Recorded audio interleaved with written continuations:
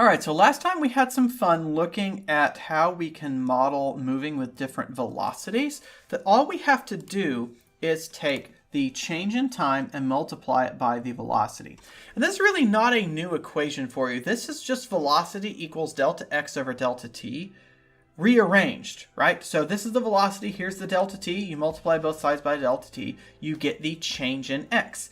Since that's the change in x, we have to add it onto the previous x value. So that's why we're always taking the previous value and adding it to the change. So we have the previous value plus the change.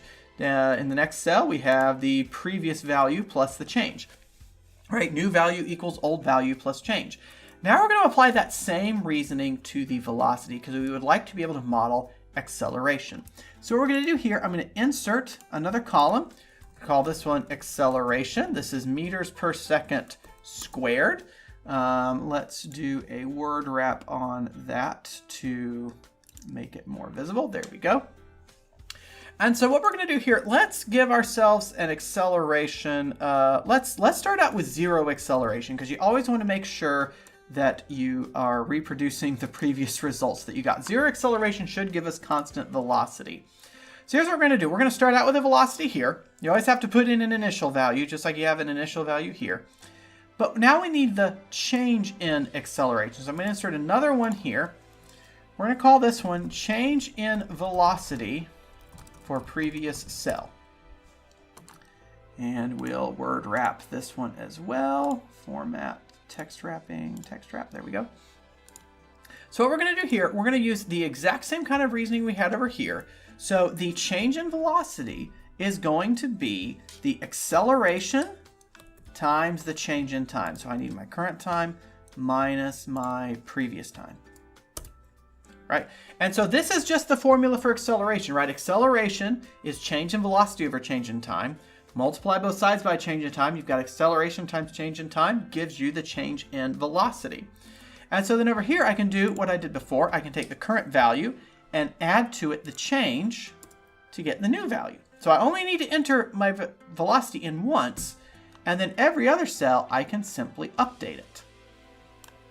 So what you see here, we've got in any one of these cells, I've always got the previous value plus the change, which I actually need to use the fill handle to get the change in velocity down. There we go. All right, cool. So I set my acceleration to 0, so there is no change in velocity, right? Which means my velocity is constant. And we know now that constant velocity produces a linear graph for position. Okay, so that works out. Good. Let's turn on the acceleration and see what happens. Let's actually set this equal to the previous one, and then we'll fill handle that down. That way I only have to change the acceleration value once. There we go. Okay, let's look at what's happening in the numbers first, and then we'll see how we interpret that in terms of the graph. Okay, so in each one of these cells, I've got a constant change in velocity, right? In each cell, my velocity needs to increase by 0.1. What that means here in the velocity, my velocity goes up from 1 to 1.1, from 1.1 to 1.2, 1.2 to 1.3, 1.3 to 1.4. So in each cell, I'm going faster. I'm having a greater change in distance over change in time. What that means is here, in the distance moved in the previous cell, remember these numbers were all the same before. Now they're getting bigger, right? Because each of these numbers is the velocity times the change in time. When the velocity increases, so does the distance that I move between each of the cells. So at first I start out moving 0.11 meters. Okay, that's pretty respectable. Then 0.12, then 0.13, then 0.14, 0.15, 0.16, until finally toward the end, I'm increasing by 0.29 meters per frame. That is more than twice what I was doing originally here. What that means is my position doesn't change by a consistent amount. Here, my position changes by 0.11. Here, it changes by 0.12. Here, it changes by 0.13, and so on and so on. The amount that my position changes by increases. Okay, let's look at what that means on the graph. So my position is increasing, right? That has not changed. But the amount that my position changes by in each step increases, right? Because here I increased by 0.11. Let's get those numbers back on the screen. Here I increased by 0.11, 0.12, 0.13, 0.14. The change in time is the same, right? These are all spaced out the same horizontally, but vertically I get a greater difference up here than I do down here. That's the concept we refer to as slope, right? So down here I've got a very low slope between two neighboring points. Up here I've got a much higher slope between 2 points. What happens if we increase the acceleration? Let's suppose we want to increase our speed even faster, right? Okay, so we get a higher change in velocity per cell. That means we also get a higher distance change per cell. And you can see that our graph ends up becoming steeper, right? So I still go from a shallower slope to a steeper slope, but the rate at which that slope is changing is increasing, right? I have a much more drastic change in the slope there. And you can play with all kinds of stuff. So the stuff you want to play with is here in this top row. You don't necessarily want to change stuff down here below. Let's suppose, for example, that I started off with 0 velocity, right? So all my velocity values change, and my distance moved changes. So you notice when I start out with 0 velocity, I start out with a flat graph. Because 0 velocity means I'm not moving at the start, but I get faster. Right? I start to move faster, right? The vertical distance between each of these points increases. Now here's the kicker. What if I start with a negative velocity? Let's suppose I start with a -2.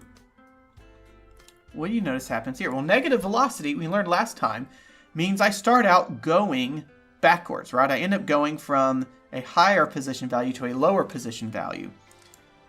But then you notice my graph starts to level out. Well, what's going on there? Well, remember, my velocity is negative, but my change in velocity is positive, right? This has not changed, right? This change in velocity isn't affected by my initial velocity. So my velocity increases, meaning it goes from more negative to less negative. It goes from negative towards 0. Once I'm at a 0 velocity, where does that take place? That takes place at time 1.1. What happens at time 1.1 over here? I reach a minimum, because when I'm at 0 velocity, I'm momentarily not moving, and I change from going in the downward direction to going in the upward direction, and then I start to speed up again. So there's actually quite a lot of physics you can get out of this. Let's make this a little bit fancier. Let's make this starting with a 3. Let's see if we can, what would we need to change to get this thing to go down farther? Well, there's a couple things I could do. For one thing, I could make my initial velocity faster. Let's make this a -5. Which is cool, right? I ended up going down farther, but that minimum got pushed out this way. So I can also make my acceleration stronger. And so I end up with this dip coming down this way. And so you can play around with these values to get whatever kind of shape you want. One of the things that you'll find, this thing will always be a parabola, right? You know how a parabola looks, right? Y equals x squared plus some other stuff sometimes. You will always get a parabola for this. You can't get anything else with constant acceleration. You'll always get a parabola. So I invite you to play around with this, see what all this looks like. Particularly, I invite you to see what a negative acceleration will look like. I'll let you figure that part out. Next time, we'll look at how this acceleration comes from a force, and then we will be able to model anything that we want. So thank you so much for watching. I will see you next time. Bye-bye.